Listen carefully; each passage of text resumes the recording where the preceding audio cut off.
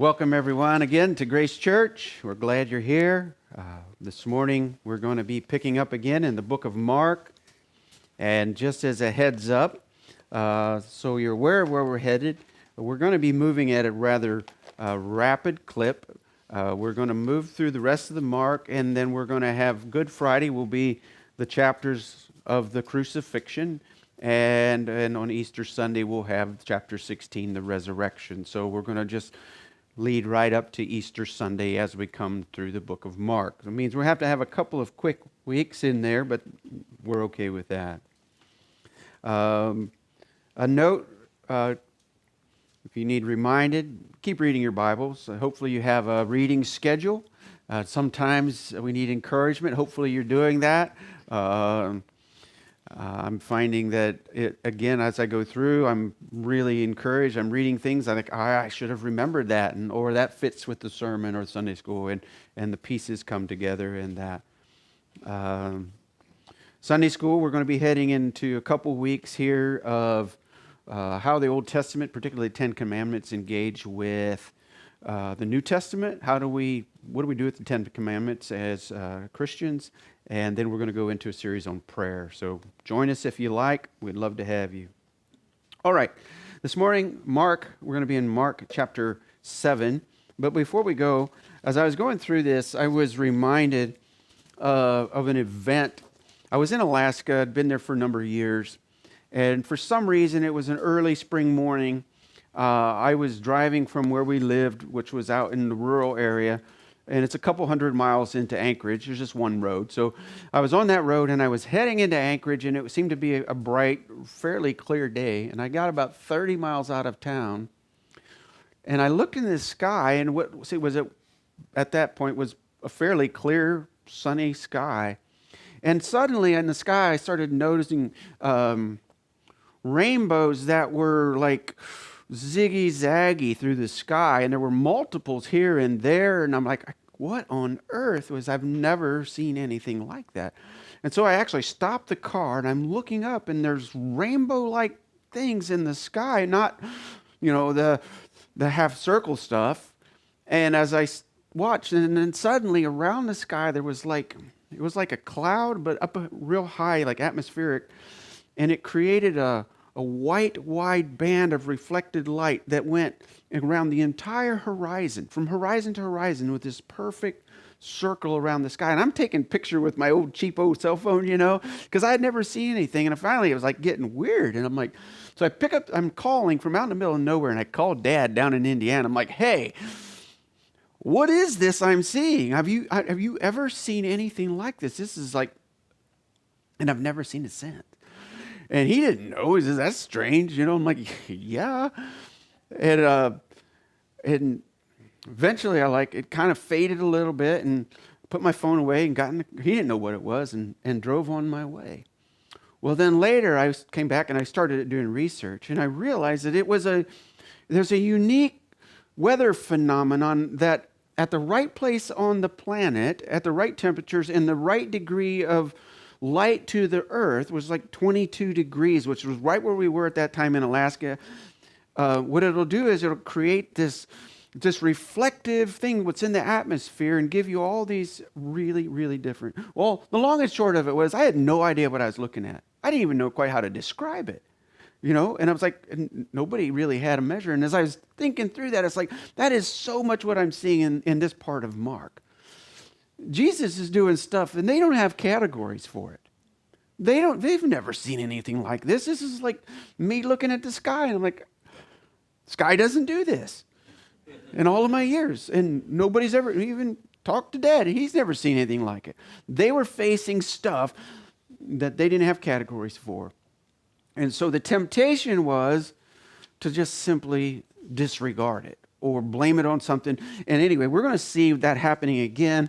Now, remember, we picked this up a week ago, and Jesus was going about telling and teaching.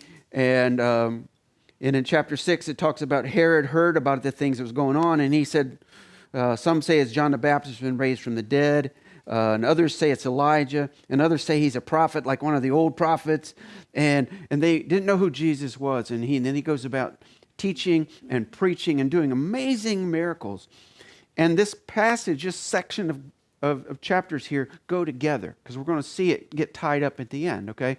And so he continually, and he's going and he's preaching, and they're seeing things they don't know what to do with. And so in chapter 7, we had just finished the idea that the Pharisees came and says, you guys aren't play acting like all of us are play acting.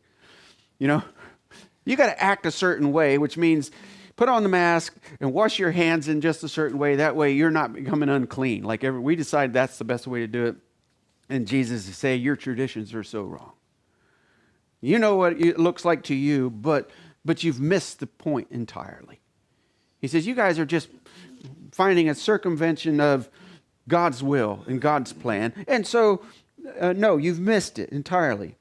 And in verse 14, we're going to pick it up, and he says, and he called the people to him again and said to them. So Jesus was having this conversation with the Pharisees, and they were having a bit of a debate, and he just says, you guys have missed it. And he says, but he wanted everybody to hear this. So he gathered the crowd around. He said, listen up. And he says, hear me, all of you, and understand. And that's actually kind of a prophetic preface. That's what a prophet would say. Listen up. I've got something to say you need to understand here. And he's going to make a phrase. And this is the phrase he says. There is nothing outside a person that by going into him can defile him. But the things that come out of a person are what defile him. End of statement. Turns on his heel, grabs his guys, goes in the house. And I can see the Pharisees and the crowd all kind of scratching their head. Wait a minute. How does this work? Because we've been taught forever that you got to wash your hands in a certain way and not when you go to the market. And now you're just saying that doesn't work. And he went in the house and he left the people. And his disciples asked him about the parable. So he said that little phrase was a parable. They didn't understand it. What did you mean by that? So what does he do? He says, and he asked them a question. Do you not see? Well, back it up a little bit. And he said, verse 18, then are you also without understanding? That's an interesting question. He's saying, disciples, the 12. Don't you get it? And I can see them really scratching their heads. Come on, guys. What is he talking about here? He says, do you not see that whatever goes into the person from outside cannot defile him, since it enters not his heart, but his stomach, and is expelled? And thus he declared all foods clean. It's interesting, that little addition that Mark wrote in there. And it is suggested that Peter, being with Mark in the writing of this, had already had the experience of Acts 10 when he's up on the roof and God leaves the sheets down and takes them back up 3 times. And what he's saying is, kill and eat. Don't call unclean what God has designed clean. And so he's kind of making this additional note here. Don't you understand that if you eat something, it doesn't affect the heart? The heart isn't affected by this. The disciples were still kind of in the game of play acting, putting on the face and acting like good Jews, not understanding that he's talking about what goes on in the hearts of people. And thus he declared all foods clean. And he said, what comes out of a person is what defiles him. For from within, out of the heart of man, comes stuff. He's getting to that this is a spiritual thing going on. God is saying, you know what, you guys have been doing the outside thing for so long, you don't even know that it's not even the real deal. You've been playing church. You've been playing religion. You think that washing your hands in a certain way that's not even prescribed by Moses is going to keep you spiritually good? When in your heart is filled with all these evil thoughts, it says sexual immorality and theft and murder and adultery and coveting and wickedness and deceit and sensuality, envy, slander, pride, foolishness. All of these evil things come from within and they defile the person. Oh, they didn't get it. They just thought if you did the ritual, you were okay. And so it's interesting that Jesus is kind of knocking down these little belief systems that they had, that didn't work anymore. He's looking at the heart of people. And at this point, he gets up and leaves. And if you follow out where he's going geographically, that effectively ended his Galilean ministry. He would not go back to Galilee and do ministry again. That was the end of it. That was the end of his teaching there. And it says, and he got up there and he arose and he went away to the region of Tyre and Sidon. And he entered a house. So he just headed north, like long ways north out of Galilee, out of the area where most Jews might have been. And he just goes up there to get away. And I'm trying to imagine, if you will, the frustration of he's been teaching and preaching and doing the amazing that people were flabbergasted, but they were like looking at the sky and not knowing what they were seeing. Does it even make sense? And I think he's getting weary of this. He's like, how do we get people to get it? What more do I have to say? What more do I have to do? What kind of miracles do you need? So he's getting away, and he goes up to Tyre and Sidon, which is far north there. It says he entered a house and didn't want anyone to know, but yet he could not be hidden. He was too popular. People knew too much about him. And it's really interesting. Put your finger there, because we've got to come back to this pivotal verses in Mark 4. Remember when I said it? This is a hinge. Mark 4:21, and he said to them, is a lamp brought in to be put under a basket or under a bed and not on a stand? For nothing is hidden except to be made manifest, nor is anything secret except to come to light. He couldn't be hidden. He came as the light of the world. Read John 1. John, the light came into the world, and people didn't know what to do with it. They liked, wickedness more than light, darkness more than light. And then he says, if anyone has ears to hear, let him hear. This is in chapter 4. And then he made this statement, and I don't want you to miss this. And he said to them, pay attention to what you hear with the measure you use. It will be measured to you, and still more will be added. For the one who has more will be given, and from the one who has not, even what he has will be taken away. So Jesus goes up to Tyre and Sidon, chapter 7, intending to hide. He wanted to get away. He didn't want to be known, and he could not be hidden. I find that interesting, just the phrase there. He couldn't be hidden. But immediately a woman whose little daughter had an unclean spirit heard of him and came and fell down at his feet, which is really reminiscent of,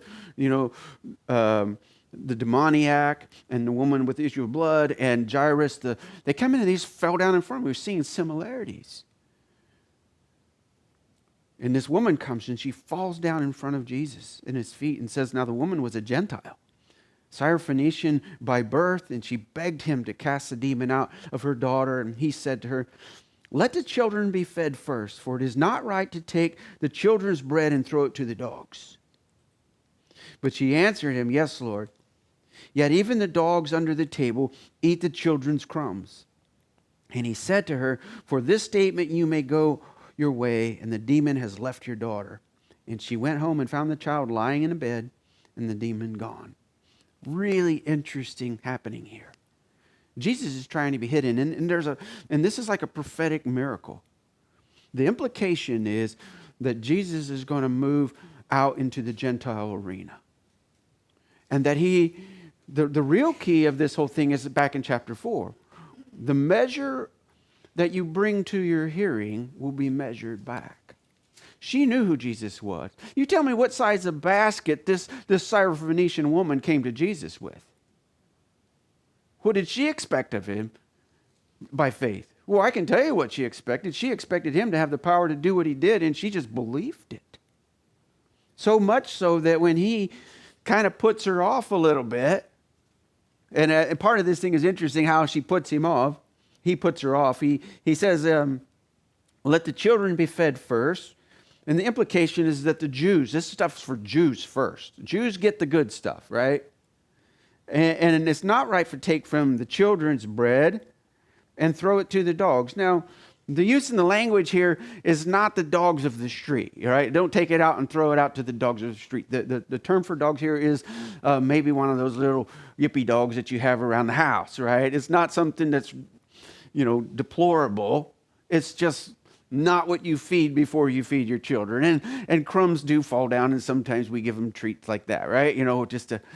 That's what he's talking about. It's not right that you don't feed the kids first. There's a proper order, and she responds to him. Interestingly, she responds to him, "Yes, Lord." You catch that? She identified him with a term of authority. She says, "You're right." She knew her place. She knew that you're right. But then she uses his metaphor to respond to him.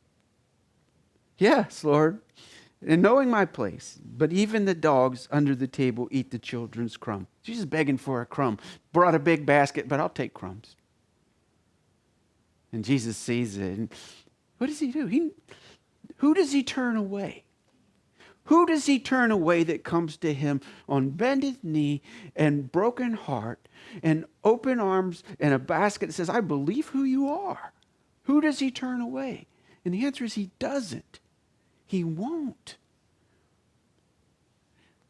I think as we proclaim Jesus to people, we try to convince them to believe rather than just proclaiming who he is. He's the Son of Man. He's the God-man who comes, and he cares for people enough that he won't turn people away. He wants to engage them. And this is the only miracle in the book of Mark where he does a miracle long distance. He didn't lay hands on, he didn't say anything. He just said, "She's healed." And she went away and found her healed. I love that because now he's pointing to ministry is now moving away from Jews. Ministry is going to be bigger than just the Jews. Now notice the disciples are watching all of this.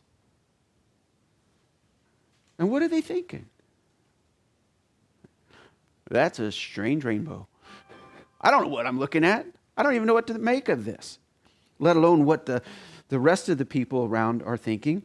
And then he goes and does the next miracle. And he returned from the region of Tyre, and he went through Sidon to the Sea of Galilee in the region of Decapolis. So it's a little interesting, his route. So you'd have to look at a map, but just take it from me that he goes up north to the Tyre and Sidon area. And then he returns, but he goes north first, and then he kind of cycles down to the east side of the Sea of Galilee, again, Gentile territory. He's kind of avoiding, if you will, that Galilean area.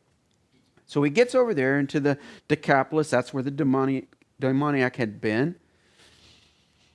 Excuse me. And they brought to him a man who was deaf and had a speech impediment. And they begged him to lay his hand on him. And taking him aside from the crowd privately, he put his fingers in his ears, and after spitting, touched his tongue. So I don't know where he spit, if he put his fingers in his ears and he spit it over here, or if he spit it on his hand. It doesn't say, but it was different, right? And I can sure see the disciples are like, "What?" All the other times, now you're doing ears and spitting and touching his tongue. And as he's doing this, he looks up to heaven and he sighed, and he said to him, Ephphatha, what literally means, that's Aramaic for saying, be opened. He just commands it to be opened. Why did he sigh? It doesn't say why he sighed, but I imagine he's grown weary of the brokenness and the hardness that he's facing. But he heals this guy, and it's also really interesting because, it's interesting because it's reflective of an Isaiah passage. It's almost as if he's like, "Hey, we're going to bring you a guy that's going to fulfill prophecy." And so they find the guy who, he can't hear and he can't speak well, and they bring him to Jesus. And if you turn to Isaiah 35, if you like, you don't have to. But in Isaiah 35, there is a prophecy. And which makes it really precise. In Isaiah 35, verses 5 and 6, we're going to see something. And it's talking about the age of when things are going to be changed. Messiah, the Messianic age and the age to come. But what makes this so precise is the term used in Mark is only used once in the entire Bible. One time. And it's difficult to find otherwise. And of course, the Old Testament was written in Hebrew, largely. But in the Greek Old Testament, when they translated the Greek Old Testament, the only place this term came out is in Isaiah 35. It's the exact same term.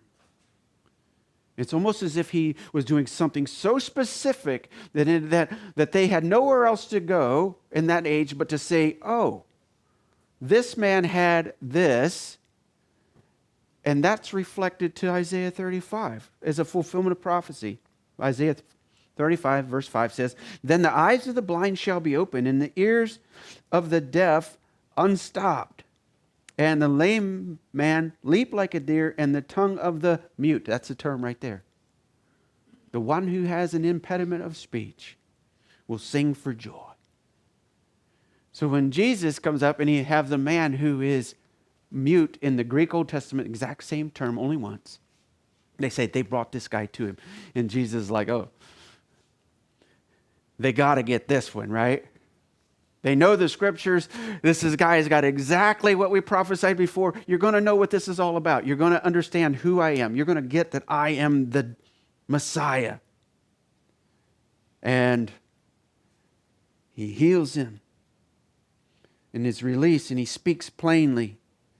And Jesus charged them to tell no one, but the more he charged, the more they zealously proclaimed, and they were astonished beyond measure. He has done all the things well. He even makes the deaf hear and the mute speak. Oh, well, just like he said he would. Just like, and I think he was saying, wait, hold your horses, guys.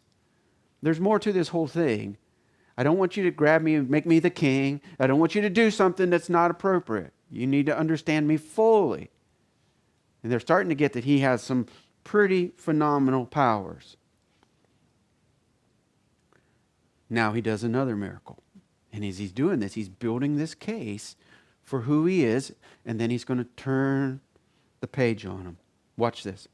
In those days, when again a great crowd had gathered, and they had nothing to eat, he called his disciples to him and said to him, "I have compassion on the crowd, because they have been with me now 3 days, and have nothing to eat. And if I send them away hungry to their homes, they will faint on the way, and some of them have come up from far away."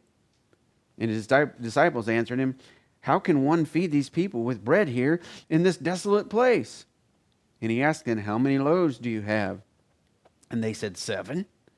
And he directed the crowd to sit down on the ground, and he took the 7 loaves, and having given thanks, he broke them and gave them to his disciples to set before the people. And they set them before the crowd, and they had a few small fish. And having blessed them, he said that these should also be set before them. And they ate and were satisfied. And they took up broken pieces left over, 7 baskets full. And there were about 4,000 people, and he sent them away.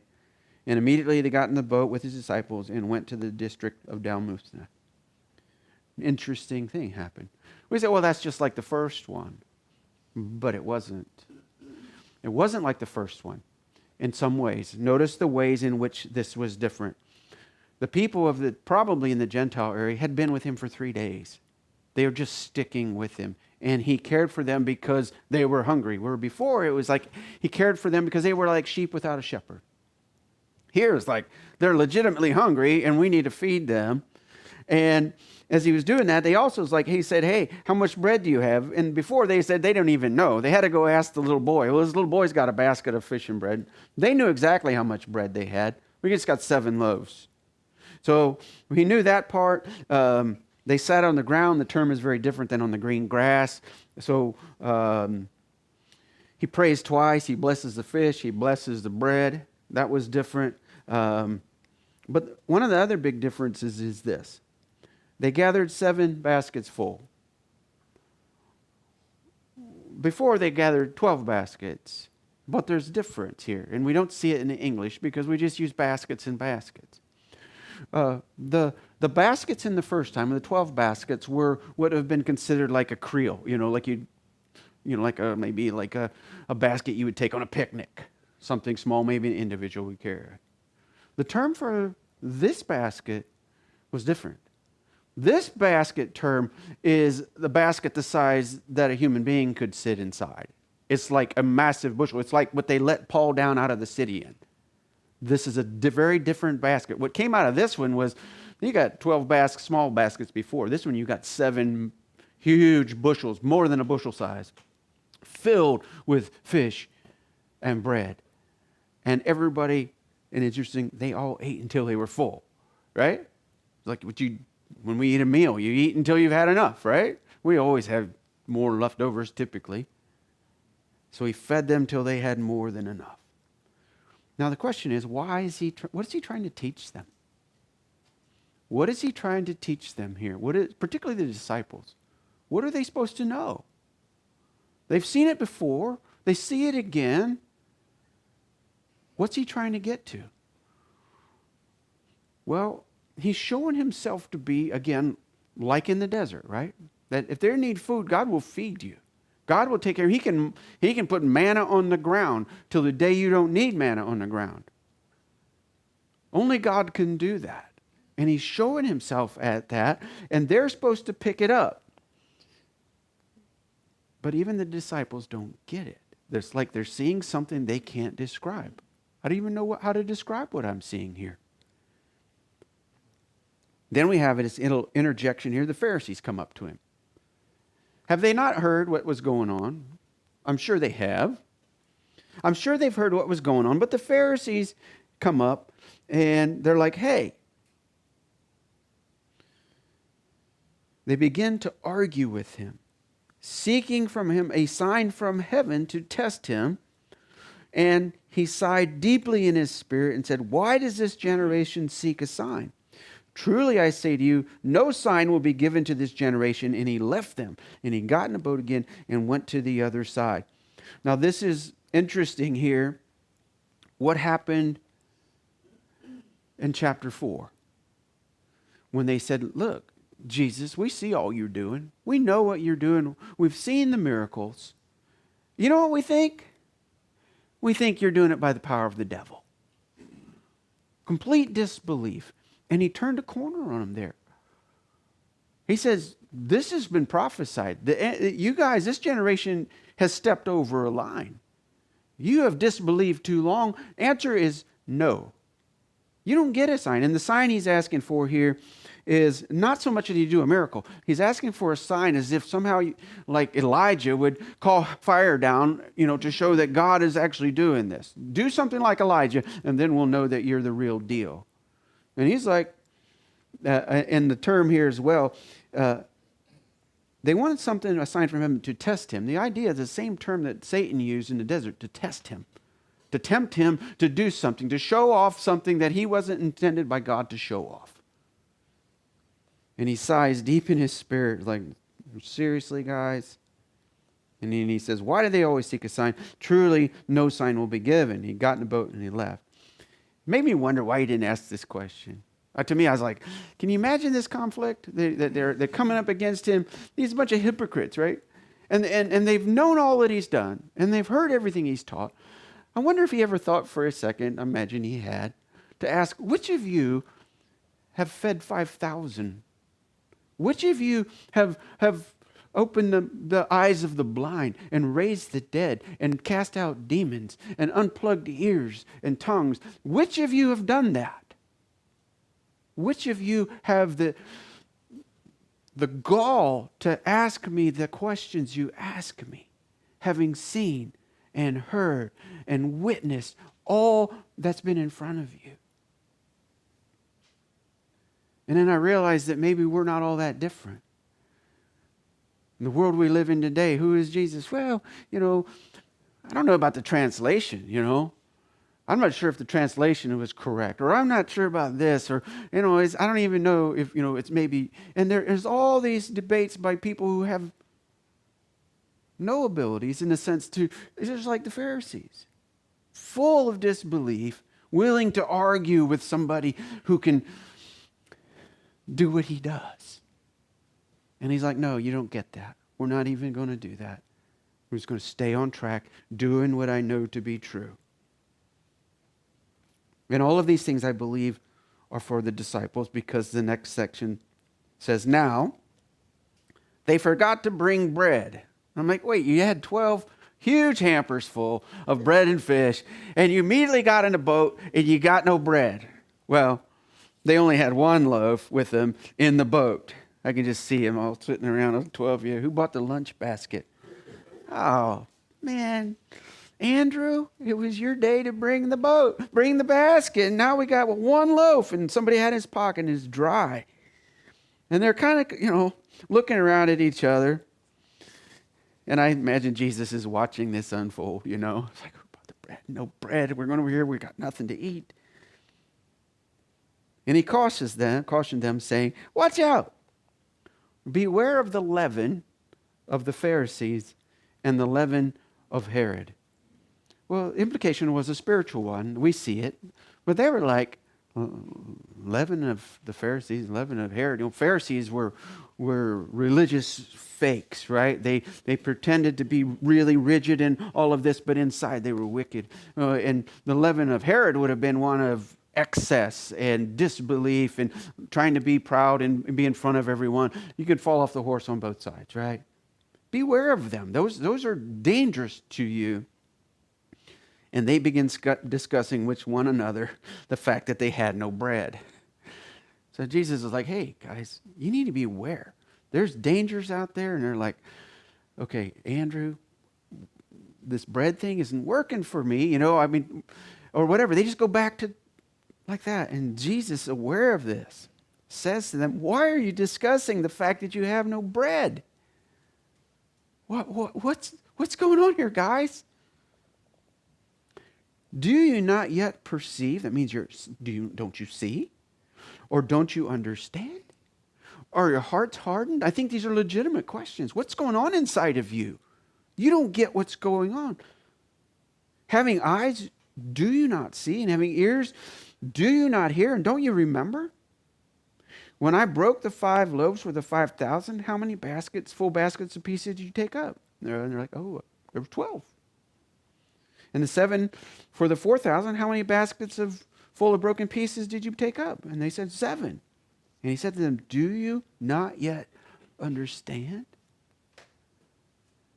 Bread isn't the issue. What do you think Jesus could do with 1 loaf of bread with them? Could he not make enough bread should they need it? They're back to the idea, what we were talking about here. It's not the outside stuff. It's the inside stuff. What's going on in your heart? What are you thinking? It's about getting your heart right with me. And I think there's almost, I don't want to say there was a fear, but these were the guys closest to him, the guys that most should believe. And they weren't getting it. And so Jesus does one more specific miracle. And this one is even more prophetic in a sense. And it's like the way he does it is highly unusual. Has some spitting in it as well. They came to Bethsaida, verse 22, and the people brought to him a blind man and begged him to touch him. And he took the blind man by the hand and led him out of the village. Now, I think the reason he let him out is this miracle was not for everyone. This miracle had a very specific intent to the disciples that they would understand later. So he takes him by the hand, leads him out of the village, and his disciples, I'm sure, are watching, walking along, like, oh, what's going on? Takes him out of town, which normally he didn't do that. And he led him out of the village, and when he had spit on his eyes and laid hands on him, he asked him, do you see anything? And he looked up and said, I see people, but they look like trees walking. I was like, oh. So he comes up Spits in his eyes, right? Puts his hands on him and he's like, be healed. Can you see anything? And the guy's like, I can see him squinting around. It's like, yeah, there's people. They look like trees. I don't know what he knew what trees were. I think probably unclear, and it's like, they're just like trees walking around. And it's like, that's odd. And then Jesus laid hands on his eyes again, and he opened his eyes, and his sight was restored, and he saw everything clearly. And he sent him to his home, saying, don't even enter the village. It probably wasn't from there. He just said, go home. We're not going to, no one other people to know this. And now the question is, why did Jesus do this? And why did he do it in 2 steps? Did he not have the power to heal him in one stroke? Of course. He had the power. He did it on purpose. So he could have healed him with a word. He could have healed him with anything, but he spits in his eyes. Which is like, why the spitting in the eyes? That is perplexing to me. So, with this extensive research, the best I can come up with is this. Like in our culture today, if someone would come up to you and spit in your face, what would that be like? That would be highly offensive, right? That would be like repulsive, and that would be like an act of complete scandal. You just don't do that. They would be offended by that. Wholly offended by the act. But in the offensive act would come healing. What Jesus was going to do in the future was going to be offensive. He was going to go to a cross, and all would be offended at him. But in that offense, healing would come. So he's starting to predict something's going to change here. Something, as they get it, something's going to change. He's also predicting, I believe, this is the prophetic sense in the 2 steps. I believe this is it. I believe this was reminiscent or replicating the faith of the disciples. The disciples had some faith, but it was kind of unclear. It was kind of like they hadn't come to full understanding. They was like, yeah, I see something, but it's not very clear. It looks like trees, walking around. But later, he did something else, laid hands on them, which is very reminiscent of putting hands on somebody, and the Spirit of God comes and truth comes. Later, they would understand. Later, they would have clarity. They would know when he was resurrected. They would remember what he said. They would have clarity of faith. They were like, like a rock of faith when that happened. They believed it without debate. But in that point in time, it was small and unclear. And so much so that Jesus, I think, tests him one more time after he does that. And Jesus went with his disciples, verse 27, this is the end of it, to Caesarea Philippi, and on the way he asked his disciples, who do people say that I am? This is what was the beginning of this section. John the Baptist had died, and Herod was saying, who do the people say he is? Jesus is saying, who do they say I am? And they told him, John the Baptist, and others say Elijah, and others, one of the prophets. And he asked them, but who do you say that I am? And the emphasis here in the language here is you. Who do you say I am?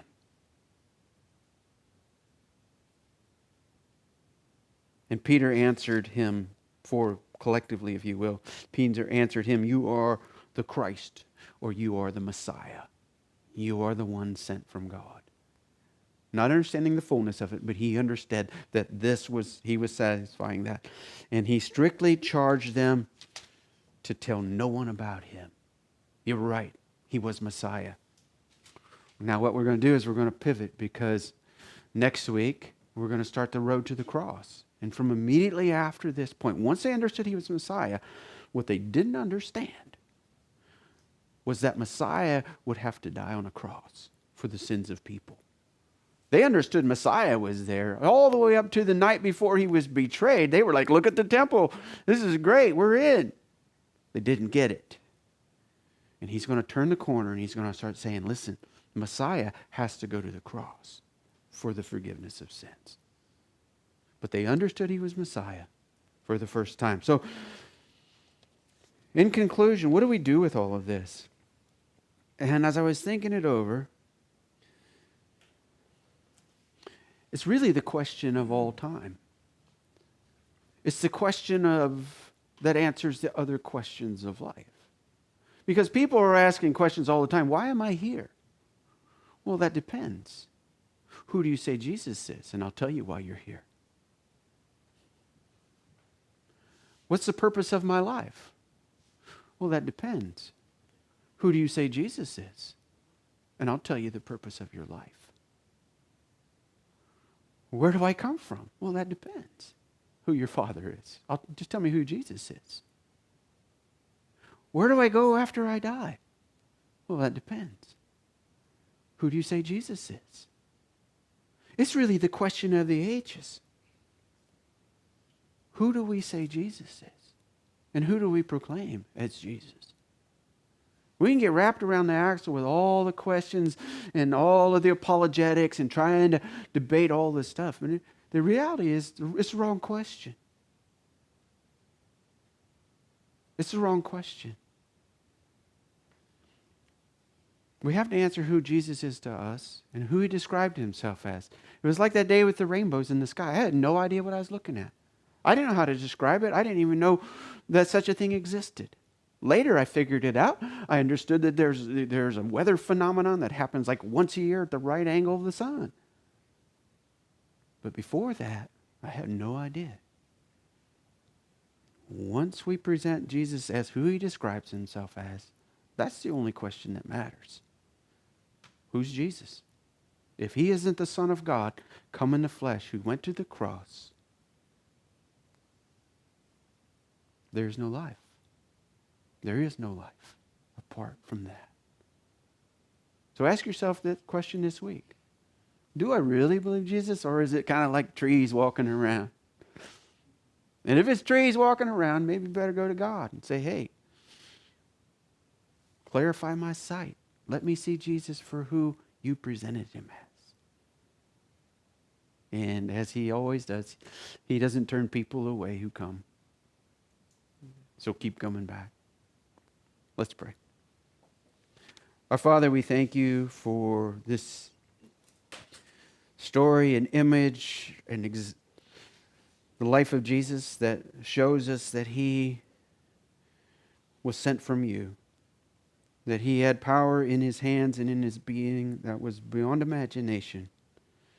And Lord, I just confess there's times when believing is difficult, believing is weak, or believing is uncertain. Pray that you would help each of us when that happens. It help us to come back to answering and asking the right question about who he is, and knowing that when he is ours and we are his, that we are seated with him at your right hand, that we have everything that you would give us in him.